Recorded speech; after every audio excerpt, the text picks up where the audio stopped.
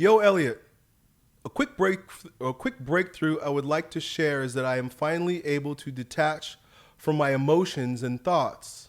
I am able to be. And with this, I can shrug things off easier. Amazing. Very good.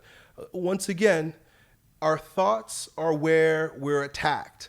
The battlefield for our souls is in our mind because Satan and his demons can manipulate what we think, what we see, what we hear. We decide whether or not we're going to allow it to manipulate us by whether or not we engage those thoughts and allow it to sink into an emotional level. And the reason why I say sink is because thoughts obviously are up here. Emotions happen in the body. So if the gatekeeper doesn't deal with those thoughts in an objective way, he begins to wrestle with those thoughts. And one thing for sure, and we know this from the story in the garden, do not engage with Satan at all. One of the first mistake that Eve made when approached by the serpent was she engaged in his conversation. He says to her, hey, what's up, Eve? And she goes, hey, Satan. The minute you engage with the thought, you're lost. It's a slippery slope because Satan is way smarter than you are. He's been at this way longer than you, me, or anybody who's been here. So he knows exactly what you need to hear. He knows exactly what you're thinking. He knows your weak points. He knows your red flags. And he is going to manipulate you in your own very special way. That's why a lot of times people are like thinking that their situation is unique. And I'm having my own unique problem. But everybody actually has the same problem. Anybody who's dealing with any of these kinds of problems that begin in the head, begin in our thoughts, because we're not being active gatekeepers, we're not being vigilant against negative thoughts, we all have the same problem, which is you didn't take heed. You weren't vigilant against the whisperings in your head. Do not believe all your thoughts. Be discerning about your thoughts. And be very cautious about allowing yourself to become emotionally invested with those thoughts. Because the minute it becomes emotional, it makes its way into your body. And the body is the root of the subconscious. And then it becomes very irrational. And that's why many times we can find ourselves making bad decisions, irrational decisions, choices, or even sometimes we know we're being irrational, right? We're like, I just can't help it, but I'm angry, right? I wish I could detach from this feeling. Well, detach from the thought first. Don't let the feeling grab hold of you, because it's a lot harder to reconcile the feeling than it is the thought. And it goes both ways too, because sometimes we have a feeling that affects our thoughts. So when the feeling comes, once again, don't engage. Meaning, don't give it context, right? Don't provide excuses for the feeling or even try to explain the feeling. Notice the feeling. And this is the essence of being a king. I'm happy that Jazz says that I am able to be. And with this, I can shrug things off easier. So because our world is so mental-centric, feeling-centric, and sensation-centric, right? Meaning the three lower aspects of what make us human are what we allow to manipulate us. And what are those? Thoughts. Now hang with me for a moment. You got thoughts, you got feelings, and then you have sensation, or I'm going to call it sex sensation, right? The animal nature, the body, the part of the body that wants to lick and stick everything, if you know what I mean, right? Chick walks by, I want to lick her and stick her, right? Our libido, if you will, right? So you got 1, 2, 3, right? Three sets of, three areas, right? You got your set of eyes, right? Your eyes, your ears, your head. See no evil, hear no evil, right? Speak no evil. It's all up here. Then there's the heart. And the heart, it starts to becomes a little bit more unconscious. And if you study like brain anatomy, you would call this part, or the part that's associated with this and rational thinking, the neocortex, right?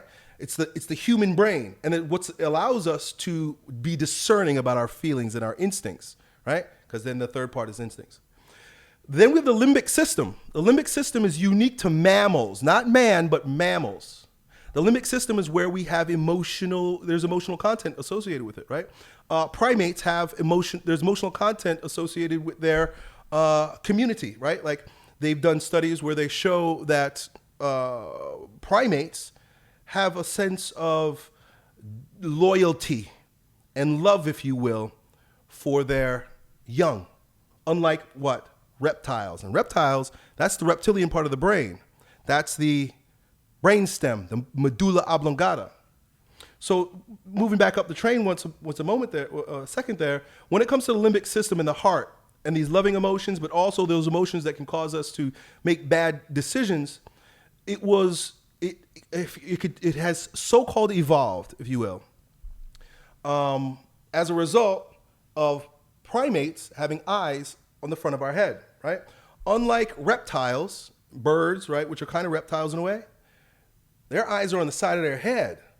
Even horses and such, right? The eyes are on the side of their head. So what happens when you have eyes on the side of your head? You can see 360. So nobody has to have your back. But as primates that have a limbic system, the type of limbic system that we have that's associated with having eyes on the front of the head, it's required because we're more vulnerable without one another. So this is where tribal association becomes important.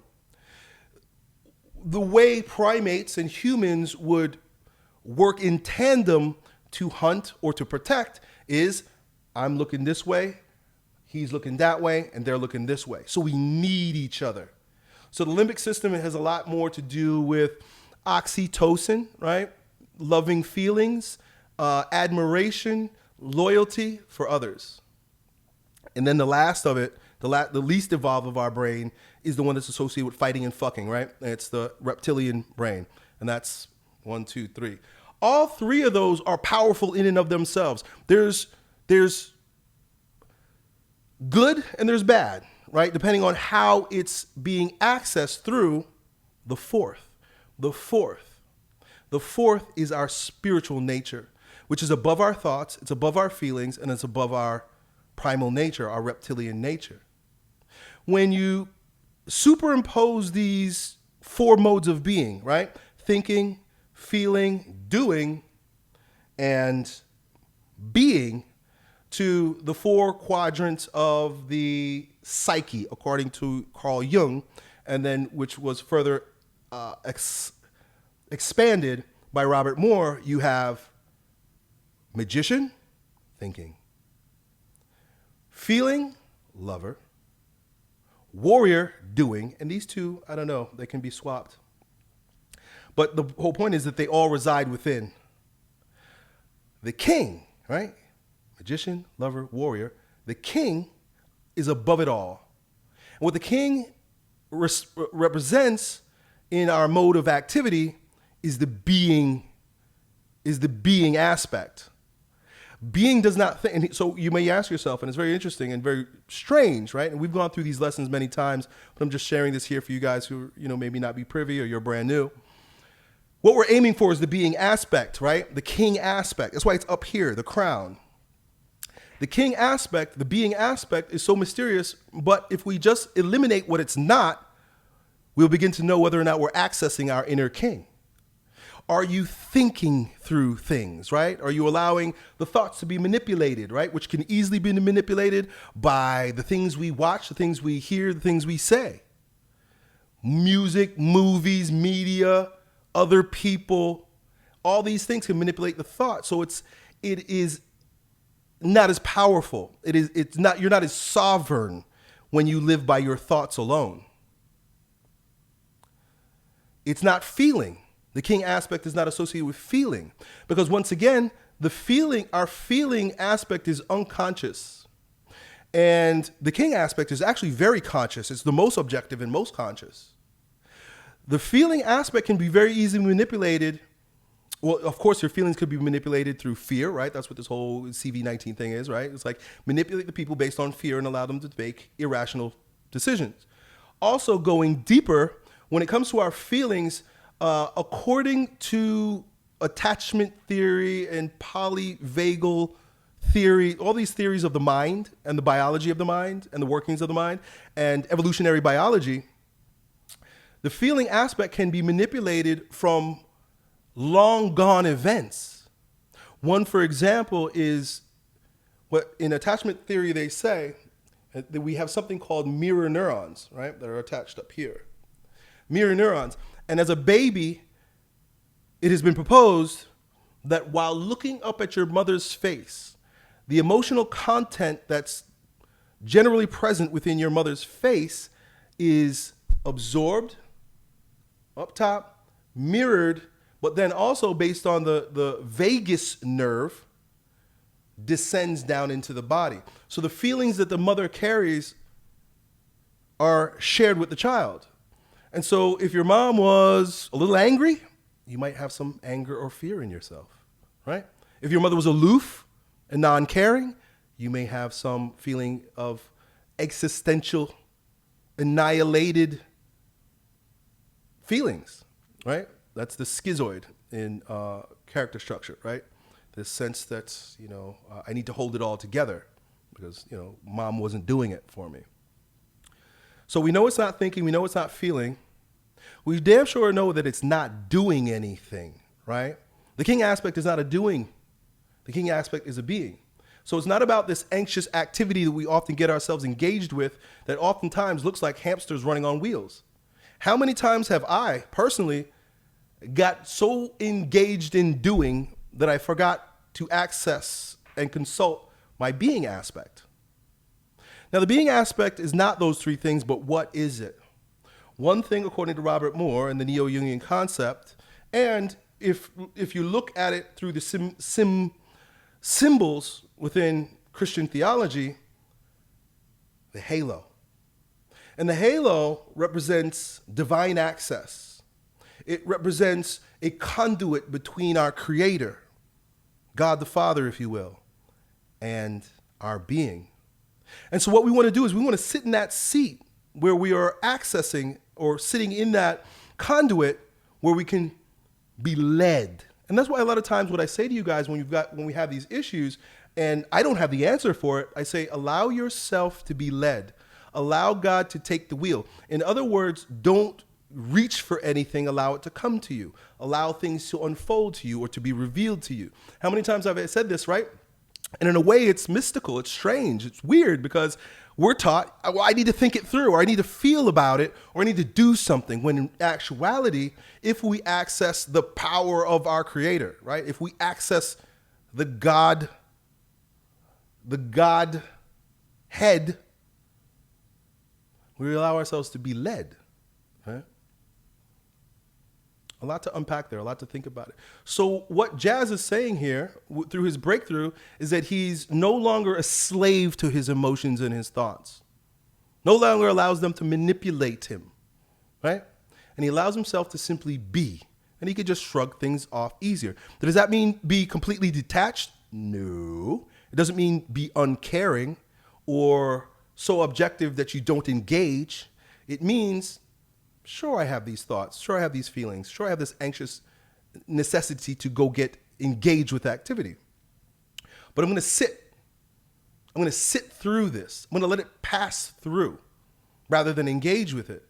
And when we let things pass through, we can see them clearer, right? It's hard to think clearly, or it's hard to see clearly when we're wrapped up in thought, right? And what is thought? Thought is just based on content. So prejudices, right? Old content we've received, so on and so forth. So it's a big leap forward, a quantum leap for you, brother, that you're allowed to sit with your emotion, your thoughts, your anxiousness, and not necessarily engage with it so that you can make better decisions, shrug things off easier. Yo, it's your bro Elliot. I hope you enjoyed that video. If you did, you ought to know that it was a clip from one of my most recent King Transformation classes with my students, where, among other things, we get together about 4 or 5 hours a week and we speak on things as it relates to becoming kings in our lives in fitness, business, and with women. If that sounds like you and you want to join a like-minded group of men who are growing stronger every day, in every way in this degenerate age, then it's real simple. Just follow me on Instagram and then DM me the word King, K-I-N-G, and then me and my team will get back to the details to see if you qualify. I really hope to see you at the next meeting. Done.